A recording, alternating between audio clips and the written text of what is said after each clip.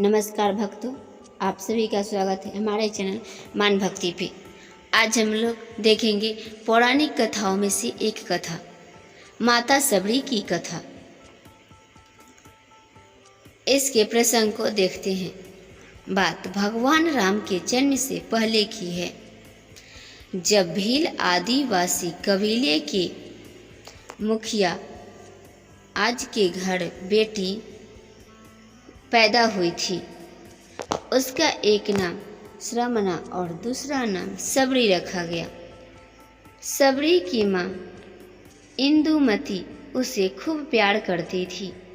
बचपन से ही सबरी पशु पक्षियों की भाषा समझकर उनसे बातें करती और जब सबरी की माँ उसे देखती तो कुछ समझ नहीं पाती थी। कुछ समय बाद एक पंडित ने सबरी के परिवार को बताया कि वो आगे चलकर सन्यासी बन सकती है। इस बात का पता चलते ही सबरी के पिता ने उसका रिश्ता तय कर दिया। जैसे ही शादी का दिन नज़दीक आया, सबरी के घर वालों ने खूब सारी बकरियां और अन्य जानवर घर के पास लाकर बांध दिए। एक दिन सबरी का माँ जब उसके बाल बना रही थी तो उसने माँ से पूछा, इतने सारे जानवर हमारे घर क्यों लाए गए हैं? माँ ने जवाब दिया, बेटी तुम्हारा विवाह होने वाला है, इसलिए हम लोगों ने इनका इंतजाम बलि के लिए किया है। तुम्हारी शादी के दिन ही बलि प्रथा होगी और फिर इनसे स्वादिष्ट भोजन बनाकर सबको परोसा जाएगा। यह सब सुनकर सबरी दुखी हो गई।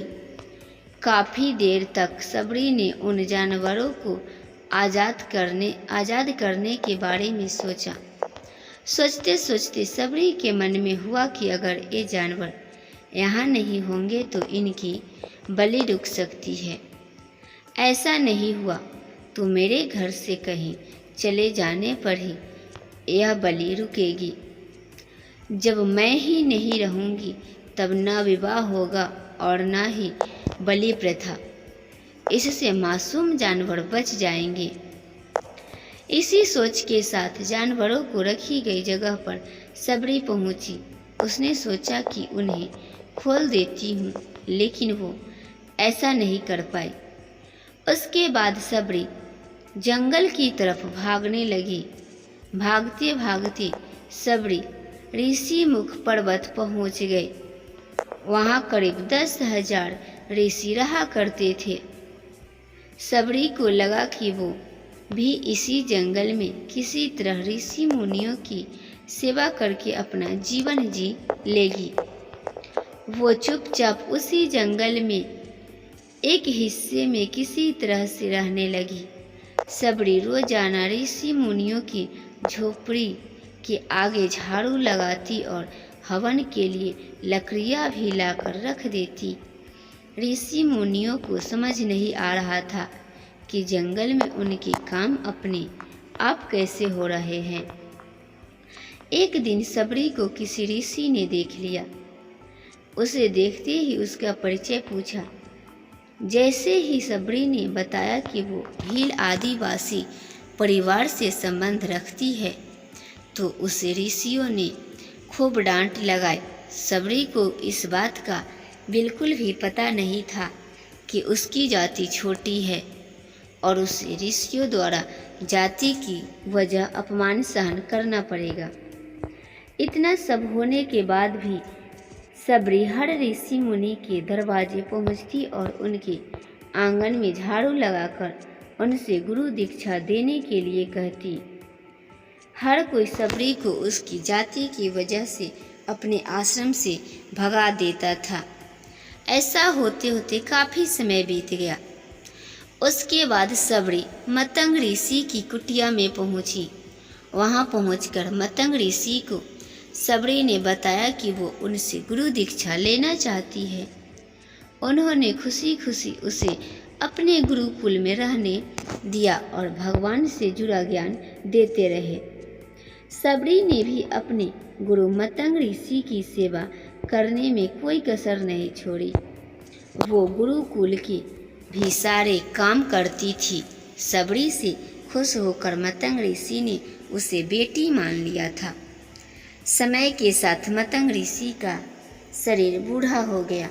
उन्होंने एक दिन सबरी को अपने पास बुलाया और कहा, बेटी, मैं अपना देह त्यागना चाह रहा हूँ। बहुत साल हो गए इस शरीर में रहते रहते। सबरी ने दुखी मन से कहा, आपके ही सहारे मैं इस जंगल में रह पाई हूँ। आप ही चले जाएंगे तो मैं जीकर क्या करूँगी। आप अपने संग मुझे भी ले जाइए, मैं भी देह त्याग दूंगी। मतंग ऋषि ने जवाब दिया, बेटी, तुम्हें चिंता करने की जरूरत नहीं है। राम तुम्हारी चिंता करेंगे और ध्यान भी रखेंगे। सबरी ने राम का नाम सुनने के बाद पूछा, वो कौन है और उन्हें मैं किस तरह से ढूंढूंगी।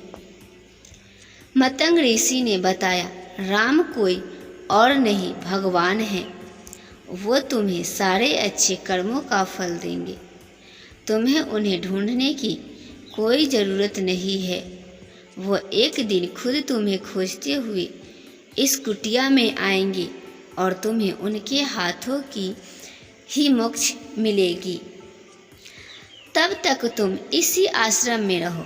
इतना कहते ही मतंग ऋषि ने अपना शरीर त्याग दिया। सबरी के मन में मतंग ऋषि के जाने के बाद से एक ही बात थी कि भगवान राम स्वयं उससे मिलने आएंगे। वह रोज भगवान राम से मिलने के लिए बाग से अच्छे अच्छे फूल लाकर पूरा आश्रम सजाती और भगवान के लिए बेर तोड़कर लाती। भगवान के लिए बेर चुनते हुए सबरी उन्हें चख लेती थी ताकि भगवान वो सिर्फ मीठे बेर ही दे।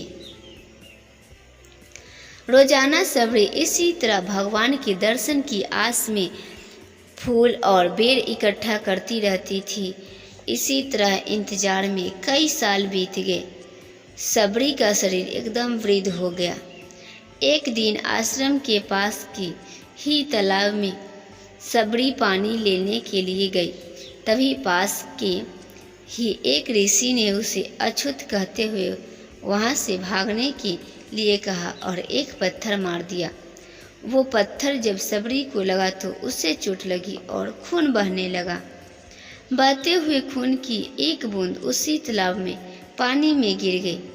तभी पूरा तालाब का पानी खून में बदल गया। ये सब होता देख कर ऋषि ने सबरी को ही डांटा और कहा कि पापीन, तुम्हारी वजह से पूरा पानी खराब हो गया। रोज ऋषि उसी पानी को साफ करने के लिए अपनी कई तरह की विद्याओं का इस्तेमाल करते। कई सारे जतन करने के बाद भी कुछ नहीं हुआ। फिर उन्होंने गंगा जैसी कई पवित्र नदियों का जल भी उस तालाब में डाला, फिर भी तालाब का पानी साफ नहीं हो पाया और वो खून जैसा ही रहा। कई सालों तक तालाब के पानी को साफ करने की कोशिश के बाद भी कुछ काम नहीं आया तो ऋषि ने थक कर सब कुछ छोड़ दिया। इस घटना के कई सालों के बाद भगवान राम अपनी पत्नी सीता के हरण के बाद उन्हें ढूंढते हुए उसी तालाब के पास पहुँचे। ऋषि मुनियों ने उन्हें पहचान लिया। भगवान को वहां देखकर ऋषियों ने तालाब का पानी साफ करने के लिए भगवान को अपने पैर उसमें डालने के लिए कहा, लेकिन पानी जैसे के का तैसा ही था। ऋषि मुनियों ने भगवान से भी कई अन्य जतन करवाए, लेकिन वो पानी जस का तस खून जैसा ही रहा। तब भगवान ने ऋषियों से पानी के रक्त के बदलने की कहानी पूछी। तब ऋषि ने सबरी को पत्थर मारने वाली सारी बात बता दी। उसके बाद कहा कि वो महिला ही अपवित्र है, छोटी जात की है, इसलिए ये सब हुआ है। उसी वक्त भगवान राम ने कहा, ये सब आप लोगों के खराब वचनों से हुआ है। सबरी को इस तरह के शब्द बोलकर आप लोगों ने उसे नहीं बल्कि मेरे दिल को घायल किया है। इसी घायल दिल के रक्त का प्रतीक यह तालाब का लाल पानी है। आगे भगवान राम बोले, कहा है वो माई मैं उनसे मिलना चाहता हूँ। तब तक सबरी उसी तालाब के पास पहुँच जाती है।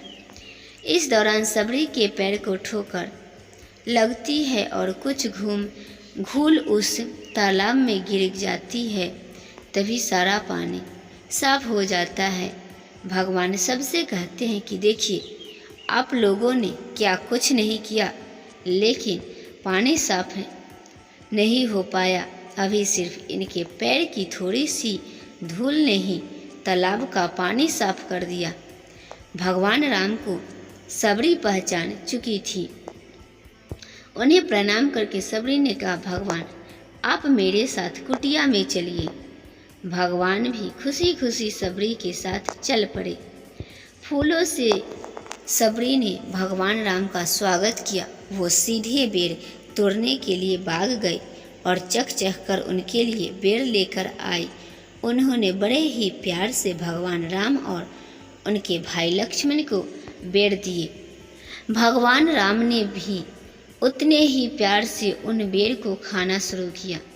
तभी बेर देखकर मुंह बनाते हुए लक्ष्मण ने कहा, भैया ये बेर जूठे हैं, इन्हें आप कैसे खा सकते हैं? भगवान ने जवाब दिया, लक्ष्मण ये जूठे नहीं बल्कि बहुत मीठे हैं। सबरी माई हम सब के लिए ये बहुत प्यार से तोड़ कर लाई है। इतना कहकर भगवान राम प्यार से उन बेर को खाने लगे। भगवान ने जाते हुए सबरी माई से कहा, आप मुझसे जो चाहो वो मांग सकती है। सबरी ने उन्हें कहा, मतंग ऋषि के कहने पर मैं आज तक सिर्फ आपके दर्शन करने के लिए जी रही थी। अब मुझे मोक्ष प्रदान कीजिए, मैं अपना शरीर आपके सामने ही त्यागूंगी। उसी वक्त सबरी ने अपना शरीर त्याग दिया। भगवान राम ने अपने हाथों से उनका अंतिम संस्कार किया और सीता माँ की खोज में आगे बढ़ गए। इसी तरह से ऋषि मतंग की बात सच साबित हुई और सबरी को भगवान राम के दर्शन भी हुए। तभी से भगवान राम को सबरी के राम भी कहा जाने लगा। कहानी से सीख, सच्ची श्रद्धा हो तो भगवान के दर्शन जरूर होते हैं।